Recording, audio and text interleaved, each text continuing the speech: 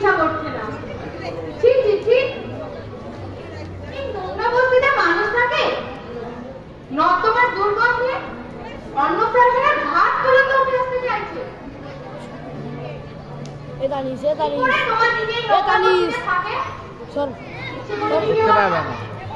গায়ে পড়ে থাকতে হচ্ছে।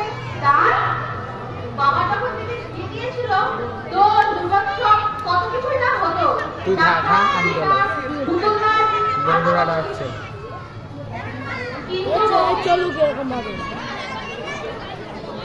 আর পাঁচজন ভোলে ছেলের মতো চলুক। হ্যাঁ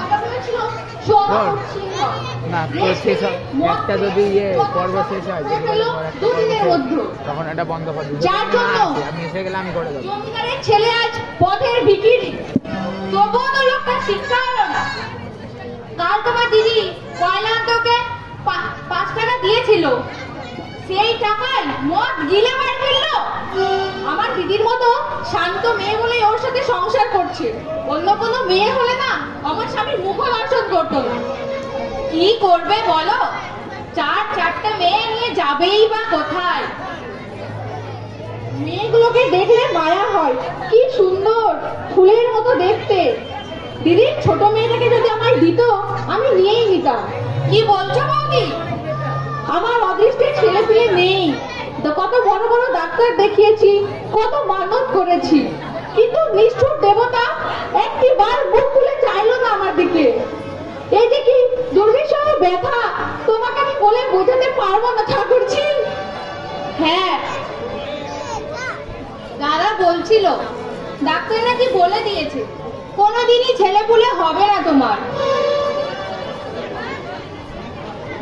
যাদের খেতে পড়তে দেওয়ার সামর্থ্য নেই, বিধাতা পুরুষ তাদের না চাইতেও ছেলে পেলে দেন। আর যে আমি একটা বাচ্চার জন্য দিন রাত মাথা ঘুরে মরছি, বুকে রক্ত অজস্র ধারায় ধরাচ্ছি, আমার দিকে ফিরেও তাকাবেন না নিষ্ঠুর দেবতা। তুমি কাঁদছো বৌদি? তোমাকে কি বলবো ভাই ঠাকুরজি, লজ্জায় আমি তোমার দাদাকে মুখ দেখাতে পারি না। আমি একটা কথা বলবো বৌদি। কি কথা? তোমার নন্দাই বলছিল আমাদের তো অনেকগুলো বাচ্চা কাচ্চা, আমাদের বোমাকে যদি ওরা পোষ্য নিত দিয়ে দিতাম। দেখো ঠাকুরজি, আমরা তোমাদের পর নই, শুভেন্দু তার আপন পিসির মেয়ে। আমি 3টে ছেলে 3টে মেয়ে নিয়ে আমিও হিমশিম খাচ্ছি। তোমার নন্দায় যদি চাকরিটা থাকতো কোনো ভাবনাই ছিল না। তাই বলছিলাম বোমাকে তুমি নাও বৌদি।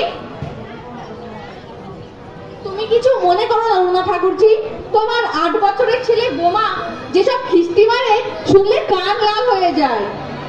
না ভাই, অত পাকা ছেলে আমার চাই না। আমি তো ছোট্ট একটা বাচ্চা খুঁজছি যে এখনো নিজের মা বাবাকে চিনতে শেখেনি, আমাকেই মা বলে জানবে। তাহলে তাহলে আমার পান্তিকে নাও। রংটা একটু কালো বটে, কিন্তু দেখতে খারাপ নয়। এখান থেকে গিয়ে আমি ওকে তোমার কোলে তুলে দেব, তুমি ওকে লেখাপড়া শিখিয়ে মানুষ করো। কিন্তু ঠাকুরজি, তোমাকে কিছু করতে হবে না, আমরা কাগজে কলমে লিখেই দেব পান্তি তোমাদেরই মেয়ে। আমাদের কোনো দাবি নেই ওর উপর।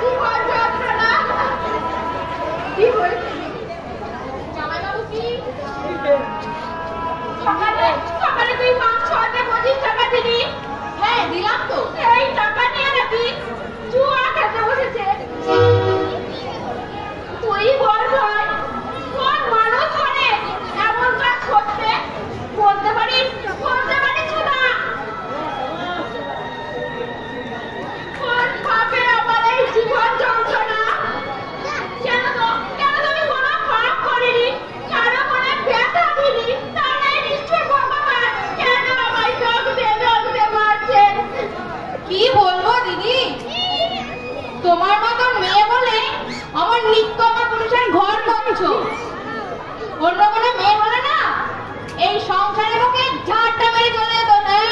চুপ করো ঠাকুরজি। দেখো বৌদি, তুমি আমাকে যা বলবে বলো, কিন্তু আমি যাকে যা বলবো মুখের সামনেই বলে দেবো।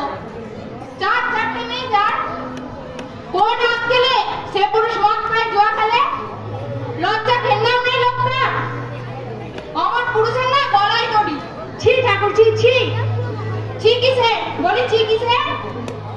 পেটে নেই ভাত, পরনে শত চিহ্ন কাপড়, কি মুখ রেখেছে লোকটা।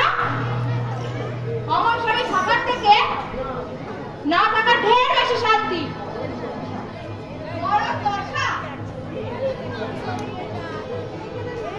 ঠাকুরজির কথাই তুই কিছু মনে করিস না দিদি, সবই তো ভাগ্য।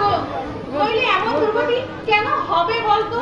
বাবা তো দেখে শুনে ভালো ঘরে তোর বিয়ে দিয়েছিল, কপাল দোষে দেবতার দানও হয়ে গেল। আমি আমার নিজের জন্য ভাবি না, শুধু ভাবনা শুধু মেয়েগুলোর জন্য। আমি মরে গেলে ওরা তো ভেসে যাবে।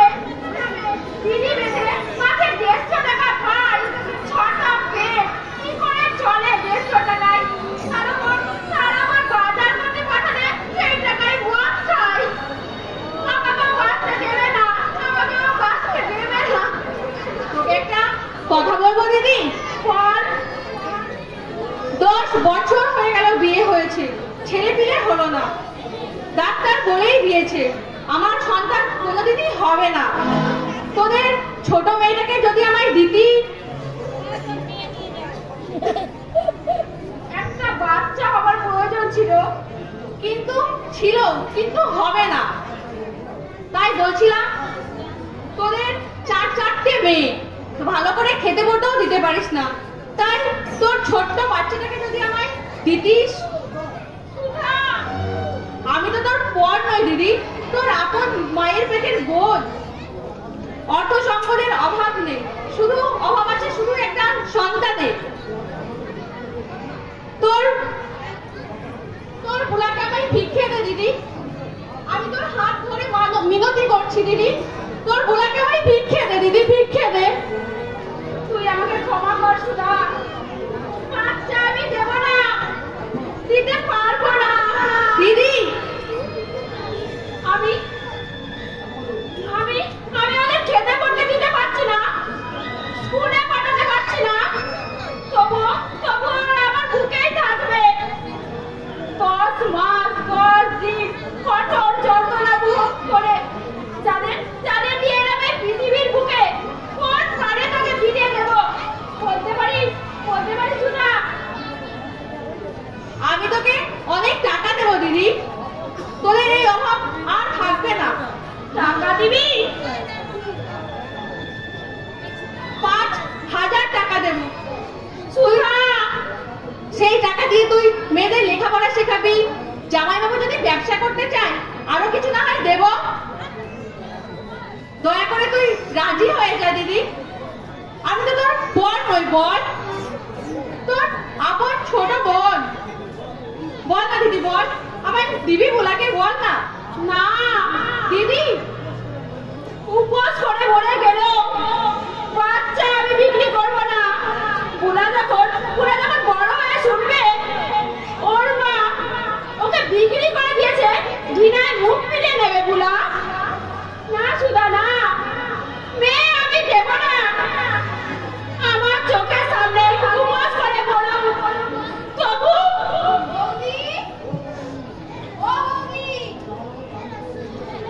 তোমার জামাইবাবুর কাণ্ড দেখবে। এসো, মদ খেয়ে একটা কুকুরের বাচ্চাকে কোলে করে এনেছে, বলছে নাকি মানুষ করবে। নিজের বাচ্চাদের মানুষ করতে পারে না, আবার কুকুরের বাচ্চা মানুষ করবে। এত লোক মরে, আমার কেন মরণ হয় না বুঝি না। আমি আর পারছি না ঠাকুর, আমি আর সহ্য করতে পারছি না। এবার তুমি আমাকে নাও ঠাকুর, এবার তুমি আমাকে নাও। ওর অদৃষ্টে এমন দুঃখ হবে কোনোদিনও ভাবিনি। এত বিষয় সম্পত্তি, কথা কি জানো বৌদি? একটা ভরা কলসি থেকে রোজ যদি তুমি জল ভরিয়ে খাও আর কলসিটা যদি না বড় সেটা কি খালি হয়ে যাবে না? ওর বন্ধুদের আমি আর কত দেবো বলো তো? গত বছর ওদের সবাইকে জামা কাপড় কিনে দিয়েছি। তা ভিক্ষে করে কি দুঃখ হচ্ছে?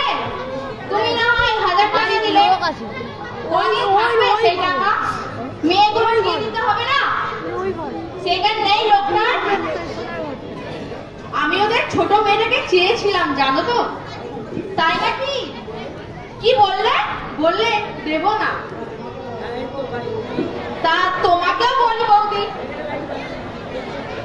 কেনই বা চেঁচে অপমানিত হতে গেলে? আমি তো পার্টিকে দিতেই চাইলাম। উনাকে তুই নিয়ে যা ভাই। দিদি তোমার কথাই ঠিক, ওদের আমি মানুষ করতে পারবো না। হয়তো হয়তো আমার চোখের সামনেই উপোস করে মরে যাবে। এমন এমন নিষ্ঠুর হৃদয় বাপ যাবে, কি হবে তাদের জন্য মায়া করে। তার চেয়ে তুই নিয়ে যা ভাই, কে মানুষ কর, কে করে বাঁচো হতভাগী। সত্যি সত্যি দিবি দিদি? বুলাকে তুই দিবি? শুধু শুধু বুলাকে নয়, কেউ যদি সব কটাকে নিত আমি ফিরিয়ে দিতাম। তারপর ট্রেনের সামনে ঝাঁপ দিয়ে তারপর শেষ করে দিতাম আমার এই অভিশপ্ত জীবন। কি হবে আমার বেঁচে থেকে? কাঁদিস না দিদি, কাঁদিস না। আমি তোকে 10,000 টাকা দেবো। না সুধা না, আমার বাপকে তোকে অপমান করিস না। কি বলছিস দিদি? অপমান? মা হয়ে কোন প্রাণে আমি সন্তান বিক্রি করবো? তোকে আমি এমনি দিলাম। তুমি মানো, তুমি রাক্ষসী, তুমি রাক্ষসী। ছি ছি ছি, পেটের জায়গায় সন্তান বিক্রি করে এই আমি প্রথম দেখলাম। তুমি মানো, তুমি অমানুষ, মানো না। ওর জ্বালা আমি বুঝি রে দিদি। ওর মেয়ে পান্তিকে আমায় দিতে চেয়েছিল, কিন্তু আমি নিইনি। তোর মেয়ে না দিলে পরশু আমি কোনোদিনই নিতাম না রে। আমি দিচ্ছি সুধা, তবে একটা অনুরোধ করছি, তুই আমাকে টাকা দিস না। কিন্তু দিদি শুধু হাতে কিছু নিতে নেই। একা তুই যদি দিতে চাস তবে একটা পয়সা দে। কি বলছিস দিদি? একটা